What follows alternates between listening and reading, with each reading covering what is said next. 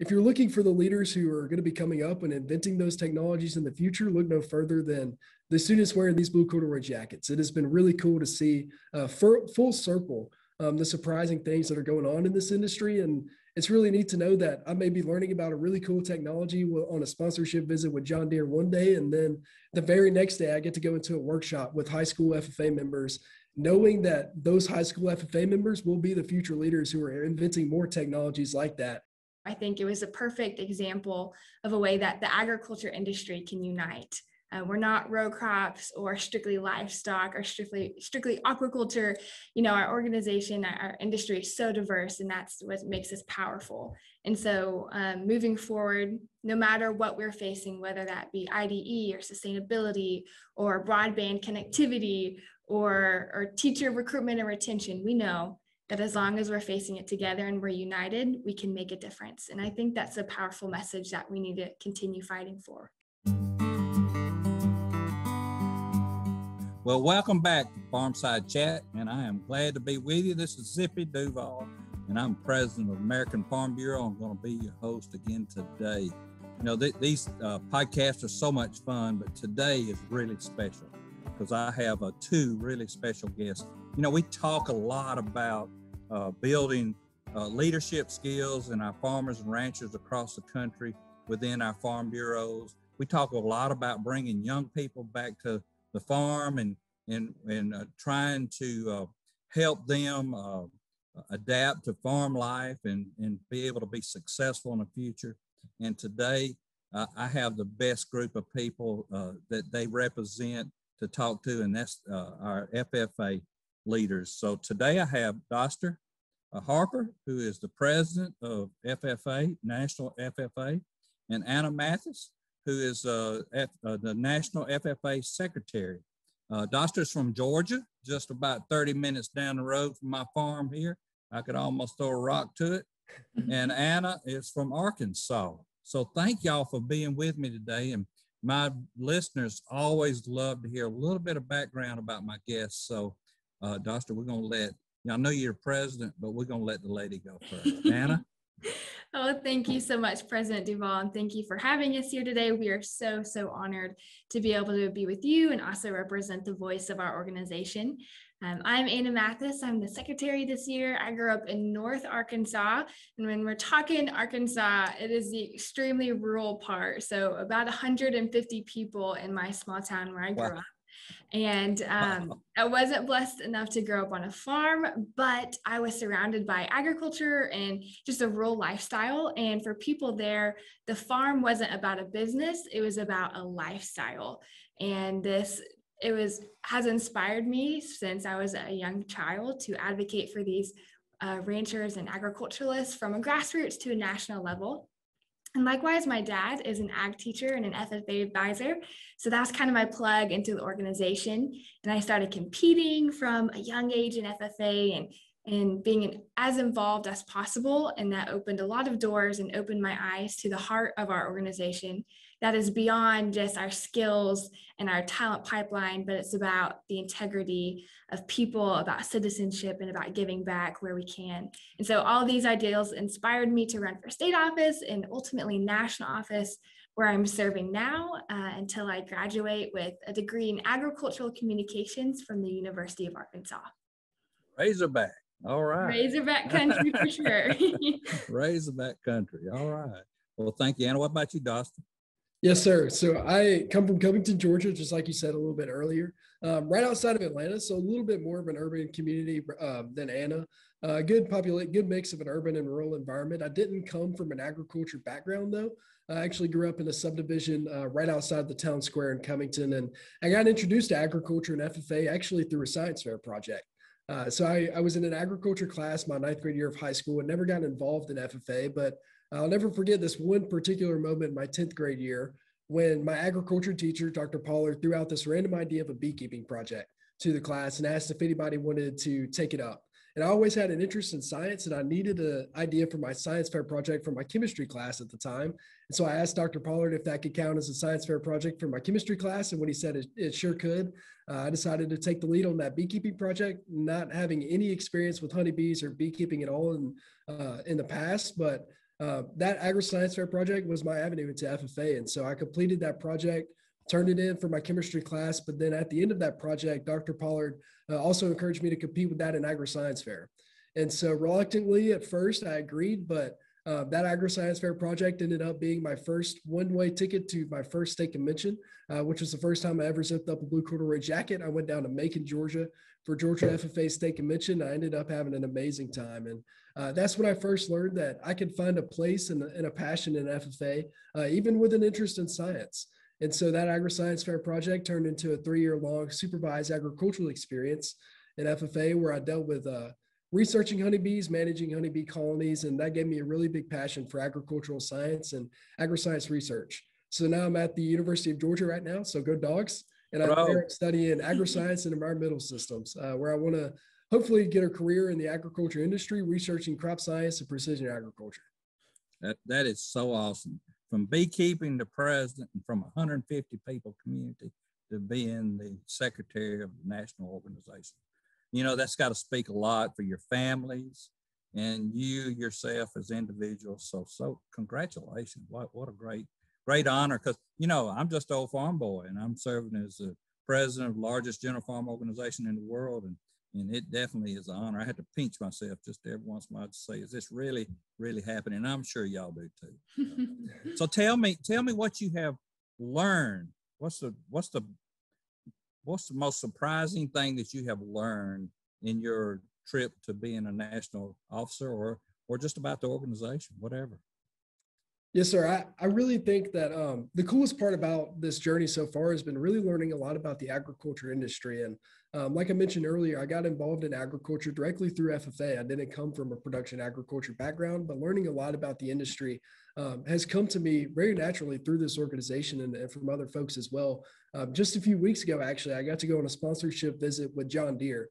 And my teammate Artha and we got to visit with the leaders at John Deere, and they were talking to us about a lot of innovative technologies that are coming about in the agriculture industry right now. And that's what has fascinated me the most about 21st century agriculture, is how we can implement technology onto our fields. And they were telling us about one of their latest technologies over at John Deere, which is see and spray technology, which is really interesting to me. So their leaders were telling me about that technology they have there. And it's essentially where you can put it onto an implement behind a tractor, and in real time, the see and spray technology detects different weeds from different crops. And so it detects those weeds in real time and only applies herbicides to weeds while not doing so to the crops, which may be harmed from that herbicide, which was really interesting and surprising to me, how we have technologies like that in agriculture today, which we're implementing in the industry. And if you're looking for the leaders who are going to be coming up and inventing those technologies in the future, look no further than the students wearing these blue corduroy jackets. It has been really cool to see full circle the surprising things that are going on in this industry. And it's really neat to know that I may be learning about a really cool technology on a sponsorship visit with John Deere one day, and then the very next day I get to go into a workshop with high school FFA members, knowing that those high school FFA members will be the future leaders who are inventing more technologies like that just a couple of years down the road. And so I'm really thankful for this experience and getting to see all facets of the agriculture industry as well as the organization this year as an officer. And it's been really cool so far, and I can't wait for the next 7 months that are ahead in the future. Why not? You know, why not be able to just spray the weed that it sees? You know, I mean, I just discovered an app that I can take a picture of a leaf of a tree around here or a plant and find out what plant that is. You know, say I'm slow, whatever you want to say, but it was pretty awesome technology. And I spent the whole weekend just taking pictures of leaves, trying to figure out, because I'm a tree guy. I love the trees around my farm, and I've spent a lifetime planting, especially oak trees. So that's been fun. Awesome. So that's interesting. What about you, Anna? What have you learned that's been so special to you? Absolutely. I would just say how connected our industry is. And I would be able to equate this maybe even to Farm Bureau as well, because like you said, President Duvall, we have this big overarching cloud of the American Farm Bureau, but it's also a grassroots organization that is just rooted in community. And FFA is the same way. We're representing there are 6 of us on a national team. And what does national FFA mean? it's just comprised of a lot of amazing communities spread out all over the country. And so being able to see how our students are working and being diligent every day to learn and to grow and to reach out to their community and to be the next generation of leaders who will change the world, to see how all of us are collectively coming together under a national umbrella is just really inspiring. And to see how we know each other and how we have the same connections, and that is just so interesting. And I think the agriculture industry is that way too. And so that's my favorite part, learning how we're all connected and all serving something bigger than ourselves. You know, so FFA and American Farm Bureau have a lot in common because we're about counties and communities. Absolutely. And really and truly, that's where the heart and soul of our organization is. And it's the same way with your organization. You know, I can't tell you that I got to wear the blue and gold.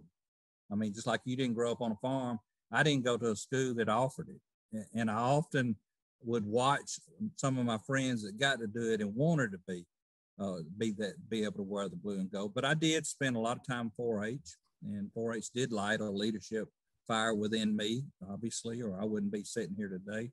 And we'll talk a little bit more about that a little bit later. But, you know, as we went through 2020, I know things were difficult in our organization. I'm working for my farm, and normally I'm on the road or in Washington, D.C. in my office. So I've had to learn how to work at home over my computer with Zoom and everything. A lot of challenges as an organization, keeping our grassroots engaged because we weren't meeting face-to-face anymore. And you know, Farm Bureau, we're trying to grow the youth in our organization. But a lot of time our younger farmers are so busy with their families and churches and everything. We get a lot of our older farmers like myself to come to the meetings. So it's really been important that we adapt to this new way of meeting, because I think we're going to capture a lot more young people that's going to participate with us in the future. And we're planning on trying to offer it both ways, whether you want to come in person or do it. You know, we saw a huge increase in our national convention attendance because we made the registration free and it was online, you know. Absolutely. So it was powerful. So I would ask you, in y'all's organization, how did COVID affect it, and how did y'all, what did you do to try to get around the challenges that you had so that you could keep the engagement? Absolutely. And that is such a great question. I think that's one that a lot of organizations ask themselves at the beginning of this. And I really think that we didn't come up with anything new. We kept what we've always done and just translated it virtually. And that is being as connected and personal as possible. And so I think we try to keep the humanity piece and being able to connect with each other and be personal and just translate that virtually. So our team has had the blessing to be able to slow down just a little bit and to make more one-on-one connections, to offer opportunities, like you said, like have never been done before, and just really have a lot of people in the same spot in the same place at the same time, which has really never been done before. And if so, only a couple of times. So we've had a lot of special connection rooms with people from all over the country at the same time. Our team has been able to meet with the state officers of the state organizations and mail them cookies across the country or FaceTime them and hype them up and encourage them. So it's really doing the same thing we've always done, and that's meeting our members in the best way possible and just figuring out how to continue to do that over Zoom to make it engaging, to make it personal, and to make it worthwhile. So, Doster, I know as a national president, like I'm national president, I wondered real quickly. I said, you know, how am I going to motivate people over Zoom? I mean, because I feel more connected to y'all, but if you roll back a year ago, I wouldn't have felt this connected. We've learned how to do that. So, what about your challenge? Was it difficult, or is it your age group that adapted to it very easy? It has been difficult, but at the same time, I really like to look at it as pretty, as far as like a freedom perspective as well, because we are literally rewriting the book. I mean, FFA has been in existence since 1928. And so from 1928 all the way to 2020, there were certain ways that FFA members did things all the time at in-person chapter meetings, at in-person state or national conventions. And for this first time ever, we are learning how to do virtual chapter meetings. We're learning how to do virtual conventions and everything in a virtual world. And it is challenging, but it's also very rewarding and exhilarating to realize that we get to figure out what FFA members do during a virtual world in order to live to serve and in order to convene with each other and celebrate our experiences and our accomplishments. And so that's simply been my message to every FFA member that I've gotten to interact with as a national officer so far, in order to try to pass on any bit of guidance or motivation that I can, is just allowing them to realize that we literally get to choose how we serve in this role. Nobody has ever served in a role like this before in the history of this organization. And so it's up to chapter officers. It is up to state officers to really learn how they want to serve. They have any way that they want to do that, whether it's having a podcast like this, whether it's doing a Zoom, whether it's doing anything outside socially distanced, like creating a community garden, delivering groceries for the elderly members in their community. It is up to us to decide what FFA members do during a virtual world in order to make the most of it. And I've certainly seen a lot of inspiring stories and heard a lot about students who are making the most of these times inside their communities. And that's something that really motivates me moving forward as well. Oh, that's awesome. Last March, about, a little earlier than a year ago now, we saw some empty shelves in the grocery store. First time in my 65-year-old life that I've ever went to the grocery store and not found anything and everything I wanted. And it was scary. It was really scary. But as a farmer, I knew there was plenty of product out there. But the consumer, the everyday consumer that's removed from agriculture, didn't really understand that. And they developed this unbelievable interest in where their food come from. It was already growing anyway, but this COVID kicked them into that mode. I want to know who the farmer is. I want to know I want to know if he's still going to go to work. We heard that, and we started hashtag Still Farming. It's touched 105 million people across the country, and then went into 90 different countries. We're real proud of that platform now that we have to be able to tell the farmer's story. And so I say all that to say, have y'all seen more interest in young people and where their food comes from and how it's produced because of COVID? Yes, sir. We definitely have. We talked a little bit earlier how it's really cool to be on a call with another good fellow Georgian, President Duvall. And there's actually an FFA chapter that I've gotten to interact with from my home state of Georgia, who's taken a really big interest in that at the local level. And it's a chapter called Arabia Mountain FFA from Decatur, Georgia, which President Duvall, I'm sure you may know, is a very urban environment inside our state. It's right outside of Atlanta, our biggest city in the state. And so they come from an urban environment where there's not a whole lot of farmers markets, or there's not a lot of locations where farmers can directly sell their produce directly to a consumer. And being an FFA chapter in a community like that, they took a lot of interest in advocating for that in their community. And so I actually recently talked with an FFA member from that chapter. Her name is Mathis Kelly, and she's serving as a chapter officer for Arabia Mountain. And she was telling me about how they actually got to go on a sponsorship visit recently with U.S. Poultry, a company that has a very significant presence in Georgia, obviously with our poultry industry being as strong as it is in our state. And so Arabia Mountain got to visit with U.S. Poultry, and a couple national officers were on that call as well, my teammates Artha and David. And so Arabia Mountain got that opportunity to advocate for what agriculture looks like in Decatur, Georgia, on that sponsorship visit with U.S. Poultry. But even more importantly than that, just taking that role as leaders to talk with leaders in the agriculture industry in a company like U.S. Poultry, and taking those ideas back to Decatur to find ways to advocate for agriculture and to inform their citizens in their environment where their food comes from is really important, and it's really empowering. And so seeing chapter members like that from Arabia Mountain for me so far has been really inspiring. And I hope to pass on the torch and talk about and advocate for that as well, just like those chapter officers are doing from Arabia Mountain. And so I love the still farming movement as well that American Farm Bureau is putting on, and the U.S. Department of Agriculture has jumped on that movement as well with things like the Farmers to Families Food Box program.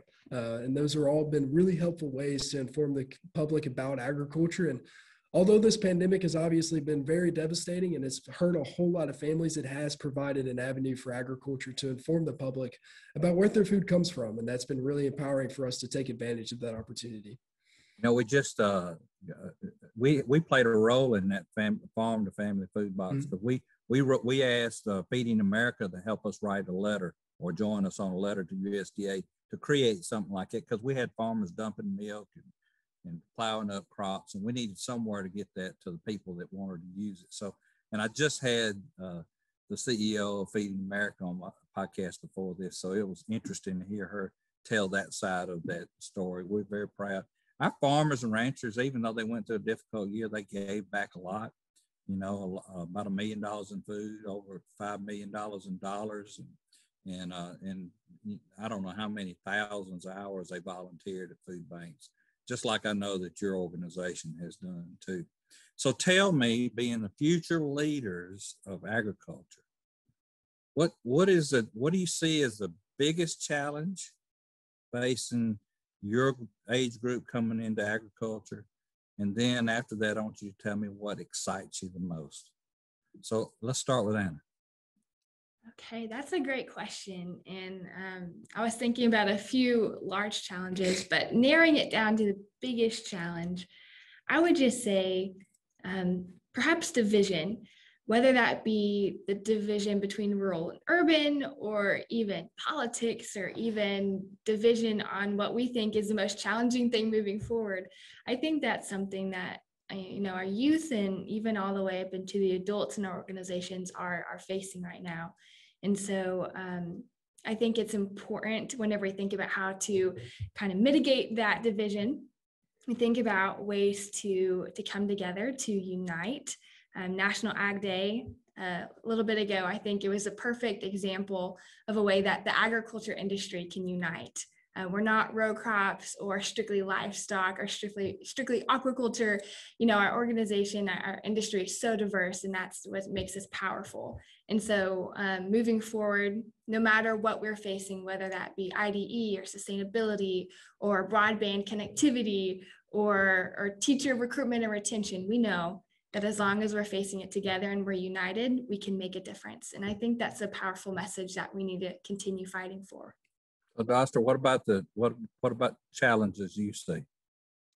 I think our biggest challenge right now is motivating youth in our country to get out on the farm and to take a foot into the production agriculture industry. A really significant challenge or barrier to entry right there is the cost that it takes to start a farm, and for our youth today. Take me, for example, I talked about earlier, I didn't come from a farm. I didn't come from a production agriculture background. I grew up in a subdivision, and FFA taught me a lot about the virtues of farming and how important it is for our country. And if I wanted to start a farm myself after I graduated from college, it would be a pretty high cost, and it would be really difficult to start that. And so, like Anna is talking about, if we can find ways to unify together and to advocate for youth who want to start farms and who want to get on a farming platform during their career, that would be really empowering and help us to motivate the youth to get out on the farm and to produce in agriculture and to continue fueling, feeding, and clothing America. Great point. Yep. So turning from what challenges are to what the excitement is in the future, Doster, what excites you the most about the future? What excites me most about the future is the innovations that are going on, both inside FFA and across our youth as well, and outside FFA as well. But one of the movements going on in FFA right now, one of the programs that we're really excited about is the Blue Room that we have that is in the National FFA Convention every year, and it's through our Microsoft partnership. And so the Blue Room is all about sustainability in agriculture, and it's all about innovative technologies. And it's a room at National FFA Convention in the Expo Hall where students can go into the Blue Room. They can learn all about the newest and latest technologies, much like seed spray technology that John Deere is coming out with, where our partners and our sponsors will be in that room talking about those technologies themselves. And then we also have guest speakers. For example, in one of the recent years, the NASA CEO at the time, who was James Brendenstein, talked at our Blue Room at National FFA Convention. And it's so inspiring and so powerful for students to go into that Blue Room and to learn about the innovations that are going on in our agriculture industry. And every single student who steps foot into that Blue Room, or even into National FFA Convention wearing a blue jacket, has so much potential and so much power to make a huge impact in this industry through the innovations that are going on and through their leadership and skills that our organization is equipping them with. And so that's really inspiring for me. And I know that the future of agriculture is in really good hands because I've seen those students working with those technologies, and I've gotten to interact with them so far for the for the past 5 months of my life. And it's been really interesting to hear from them, to hear from their stories. And for me, just to have the honor of advocating for those stories. That's awesome. Talk about NASA, what a great program put in front of young people. I put them in front of our board of directors. We had no idea NASA played such a big role in agriculture. Mm-hmm. You just made the suggestion of getting my next guest on my podcast. So yes, sir. We might have to try that. So if you hear him a few months from now, you'll say, well, I started that out. Absolutely. Anna, what excites you? I'd say what excites me the most is just looking at my team, my national officer team. In FFA, we're really proud of our peer-to-peer leadership model, which means that our leaders in the organization are made up of the different segments of our national organization. And so looking at our team, I just can't help but stand back and see their thoughtfulness and their kindness and their ability to articulate messages and be innovative, but also be good stewards of the leadership positions that they've been given. And whenever I see my team, I see them reflected in the over 760,000 members in our organization. And like Doss said, the future is bright looking at my team, but also knowing that in them, I see our national organization. And so it is a great testament to who we've been, who we still are, and who we have yet to become. And I'm excited to see that. Well, I'm excited to see y'all, and it's been a great opportunity to visit with you. But I want to tell you, I want to make the suggestion to you, your next steps. When you get involved outside of school and you want to be involved, hey, we got a great young farmer rancher program. Yes, really and truly, young farmer and ranchers, what recruited me. Just like you, Doster, I started in the competition. My wife and I competed in the Young Farmer of the Year award, and we won it on state level. Then we won it on national level in 1982. All right. And the winners today get a free pickup truck. Uh-huh. And back then, it was like an old baseball player. Back then, I got the free use of a tractor for a year, but I was very grateful. Yes, sir. But I would have loved to got a free pickup truck. Yes, sir. Mm-hmm. But coming out of that competition, I was invited back to be part of the Young Farmer group on the district and state level. Went to Washington one time with about 50 young farmers, and the bug bit me. I said, this is where I need to be, because there's so many things that go on outside of our individual lives that affect our communities and affect us personally and our families. And you got to be associated with an organization that helps you express yourself. So they taught me how to talk. I mean, when I was your age, if someone asked me to say a prayer in church, I'd have found the nearest crack to go into. And now I talk to thousands of people about the thing that I love, and that's agriculture. So I would encourage you and all the people that you represent, when you get through your schooling and you start on your careers, you need to think about applying yourself. And I know everyone's busy raising a family, being married, going to church, playing softball and baseball and everything you do when you're young. But you need to take a little bit of time to invest into an organization that can make you better, just like you are in FFA. Farm Bureau, Young Farmer Program can make you better at what you do and make some relationships that you will use for a lifetime. I tell everyone I could go to every state and find a friend. And when you get through with your journey at FFA, you're going to be the same way. You're going to be the same way. And it's a great experience. So y'all got any last things you'd like to tell your members or like tell our members at Farm Bureau about your great organization? Yes, sir. Absolutely. I really love hearing you talk about the Farm Bureau, and I've actually gotten to participate in the Farm Bureau a little bit through the Young Farmers and Ranchers discussion meet, which is a whole lot of fun. So I'm like yourself. I got involved through a competition like that, and it's been really neat so far. And through my experiences, both in FFA and the Farm Bureau, I've learned a lot about differences and similarities through the organizations. And although we serve different audiences and different age groups within our audiences, I think that the Farm Bureau and FFA both have one collective mission and that is building the next generation of agriculture and supplying the next generation of leaders who will make sure that the backbone of this country is in good hands and that is strong and solidified in our future moving forward. And so both are grassroots organizations, and we attack that mission at the local level. And so what I would pass on to our chapter officers at the local level and our FFA members who are making a difference right now in their communities is that for those chapter officers, never underestimate the impact that a chapter officer can have. And for those FFA members at the community level, you don't have to have an officer title in order to serve. And so those FFA members are the ones who are making the biggest impact in this organization right now. And I know that it's the same way in the Farm Bureau at the county level. Those county level Farm Bureau agents and representatives are making the biggest impact right now. And they're making sure that the missions that we set forward here at the national level are achieved in their own communities. And that's what's really exciting and inspiring to realize. And so that would be my final message before we depart. But President Duvall, I have really enjoyed our conversation today. And I thank you so much for all the sentiments and encouragements that you've passed along. Thank you. Anna, do you have anything you'd like to add to that? I would just like to add, maybe as a call to arms or a mission for those local Farm Bureau chapters is to reach out to FFA. I have been a member of Farm Bureau for 20 years. I don't know if you know that, but my dad made sure that I was a member as soon as I was born, so I could be a part of the family package in Farm Bureau.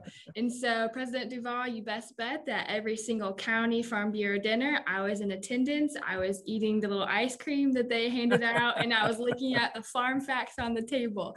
And that was a tradition.